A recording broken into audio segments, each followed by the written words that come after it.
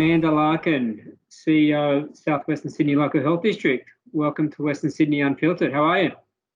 I'm great, Adam. Great to talk to you. Great to have you. I want to start by saying a big thank you, first and foremost.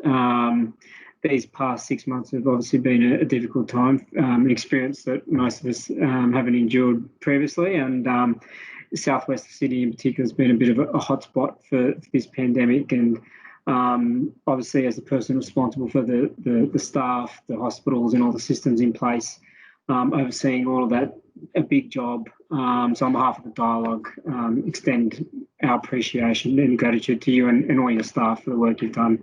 It's been spectacular. Thank you.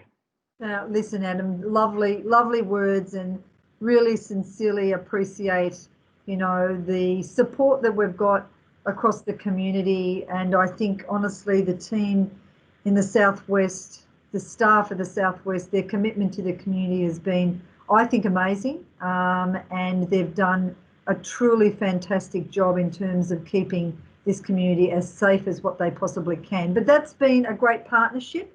The community have worked closely with us, the Crossroads, all of those places where people turned out to get swabbing, listened to the message, responded, and engaged with us to ensure that we were identifying potential positive cases, has been absolutely tremendous. So as much as I think health has done, honestly, I think a fantastic job, the community support has been tremendous also. It's a good point. Beyond the responsiveness and both at a community and operational level, what are some of the key things that you've taken from this whole experience? I think, honestly, there are a really couple of key learnings. The structure we have for health in New South Wales, I think, is very robust. There is a central management through Kerry Chant's office, and the FEOC at that state level, its relationship to the public health units at the local level, how those two groups work together in terms of case identification, contact tracing, etc., has been really great for the community, and how we've been able to respond. I think that's the first thing. The communication, again, from the centre to the LHDs, and then our capacity to respond very quickly. The Crossroads was a communication from the ministry to say we need to set up the Crossroads. That was at about 2:15, Adam. By 5 o'clock on that Friday, we were at the Crossroads swabbing. I think that reflects the ability of the structure in New South Wales Health to be really responsive, and to be able to set things up quickly and get things in place for the community. So I think it is really reinforced that structure works well for us. Mm-hmm. I think the commitment of the staff, and you reflected that in your opening comments and appreciation, which was just lovely.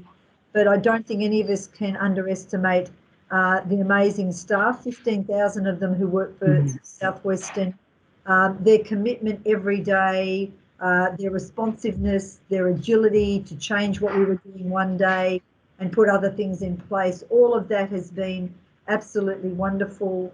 And then what I talked to you about earlier on, which was about, that the partnerships that we've had and the support that we've had from the community, the businesses, and especially, can I say to you, local government.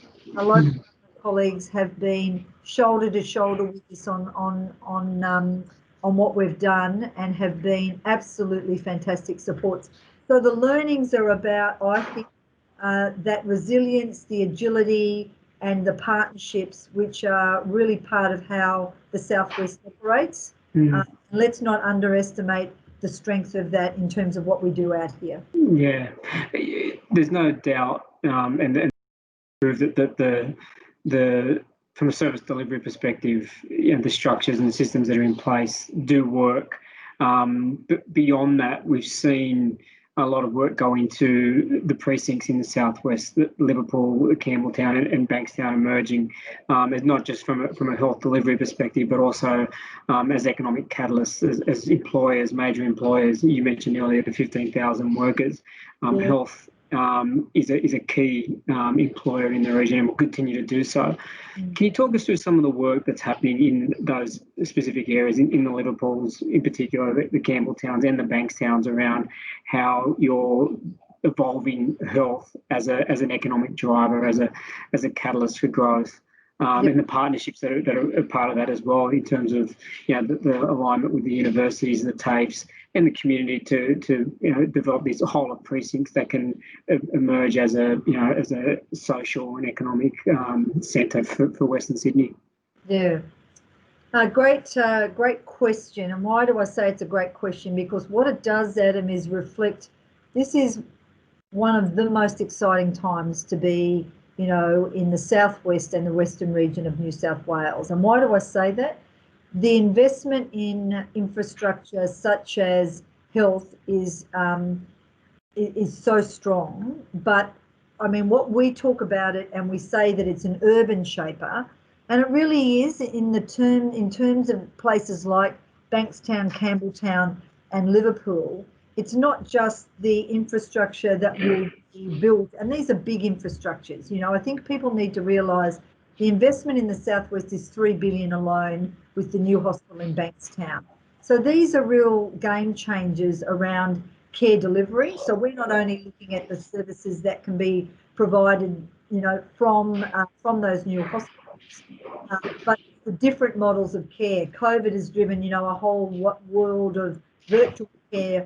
So it's about how can we deliver care to the very best care in the southwest, but also how can we do it differently to meet the needs.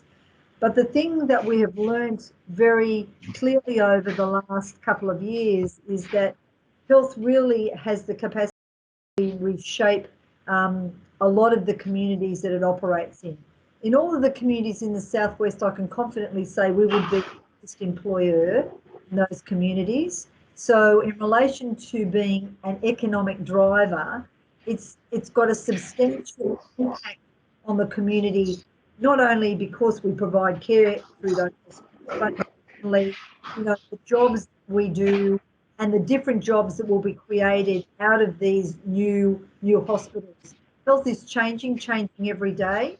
So we are thinking consciously about what are the different types of work that will be done, how will it be done differently with technology, with robotics, those kinds of things. So our partnerships, Adam, with the universities around what will be the different work that we do, what different kinds of education programs will need to be delivered. We work in close partnership with precincts. We see that you haven't got only health, you've got the universities, and you've got other educational deliverers like TAFE. So our partnerships in each of those precincts in relation to what we provide, not only in care, but in training, education, and then the kinds of jobs that we will offer these communities. Because some of these jobs we haven't offered in the southwest. So people who have, travelled elsewhere will actually come and work on our precincts. So we will actually be, giving jobs to people who haven't worked in the southwest before, and I think that's fantastic. Yeah, I mean, one of the things I've heard you say quite often, and it's stuck with me, is that health is everywhere. I mean, it's part of how you plan for a city, how we live, how we move. Health is at the core of all of those decisions that are happening within government at the moment. You've done a great job in making sure that health has a seat at the table in part of those discussions. Are you comfortable that it's where it should be, and that that it's on the right track in terms of being able to help inform and shape some of those decisions, which might not necessarily have traditionally been within your sphere? That health now is an important consideration in the early phases of planning for those places. So I think a couple of things about that question. I think if we can look at 2020 and think about our memories of 2020, it'll be an interesting year for us all to look back on. What COVID has done is actually put health at the forefront of everyone's lives. So we always think of health around acute care delivery, Adam. Health from a public health point of view and the impact that something like a pandemic has had for our communities. People have come to realise that it is really at the centre of their lives And, that relationship between health and economics, of which the government's trying to work with at the moment, is absolutely central. And so I think that's one of the main things. The second thing, though, I think you need to think about is that everyone has thought about health as a care delivery. That's what you've said in that question you just asked me. And don't get me wrong, that's absolutely essential. But it has a much bigger footprint in communities. It's much more linked around education. We haven't yet talked about its big role in research, its partnerships with the community in terms of, volunteers who come in. It touches so many parts of people's lives. So when we talk about how we plan for these communities, I think people have thought about health, but it has fundamentally shifted, I think, in the last couple of years, where people see it as an economic and social driver in the community and a shaping future. And so, has it shifted? Yes. Have we still got a bit of way to go? I think so. But COVID has made everyone rethink that. You've mentioned partnerships a few times, and I know it's something that is important to you and the work that the district's doing. There's a lot of health and innovation, health and education precincts across Western Sydney. It's one of the things that the region's become known for. If you look at places like Westmead and the Nepean Blue Mountains increasingly, the stuff that's happening in your own district. Talk us through how you're managing all of those, which would normally be sort of competitors, but the work that's going into creating places that have their own identity and places that are more complementary from a health and education perspective rather than competitive. Yeah. So I think it is really important, the comment that you said around the role of precincts and for them to be complementary. And I think it's a statewide issue that as we develop these precincts, which are such central parts of the planning and development of these communities, think about Campbelltown, think about Bankstown. For Liverpool, it's slightly different because it's right in the middle of the CBD. So that's why I use the language of an urban shape. It's got a very big footprint and really has the ability to fundamentally change how the CBD operates. And so if I can answer the first part of your question, for us to do that effectively, health has a remit around its business, but in order to do its work, it actually must work in partnership. So places like, or groups such as universities, TAFE, local government, business, we don't think of ourselves in that context. Health is a very big business. How we work with other industries to deliver what health needs to do can only occur in a partnership model. And partnerships are about valuing expertise, knowledge, skills, capabilities that other groups have that we can work with closely to deliver the goal. And I think, partnership work is not just something you do because it's nice, something central to the way we need to operate in health. So I think that concept is really important. The second thing, though, when we do that in terms of our partnership work, is thinking carefully about the role of the precincts in each of those communities.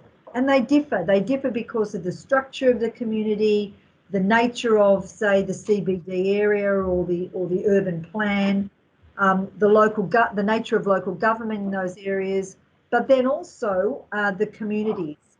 And what we kind of haven't talked about is those precincts are also shaped by the health issues that impact on those communities.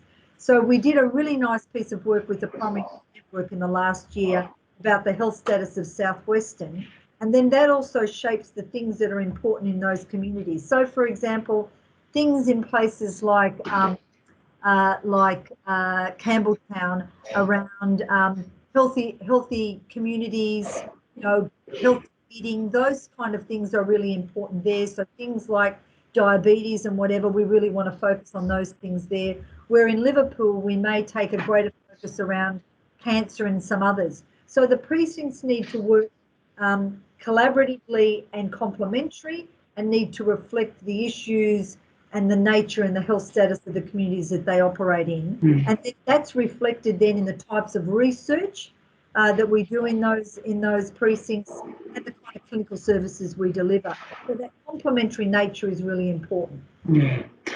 Just in closing, you've talked about the responsiveness of the community in response to the pandemic, the partnerships, the communities.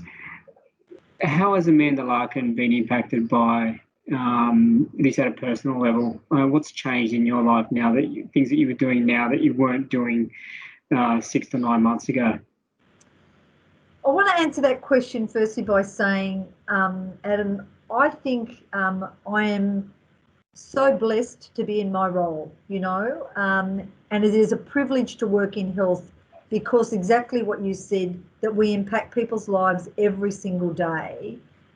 So for me, the opportunity to have taken this health service and this community through the pandemic has been probably one of, I think, the highlights of my career. It has been a challenge for us to be responsive and agile to meet needs, but it's also been an enormous privilege.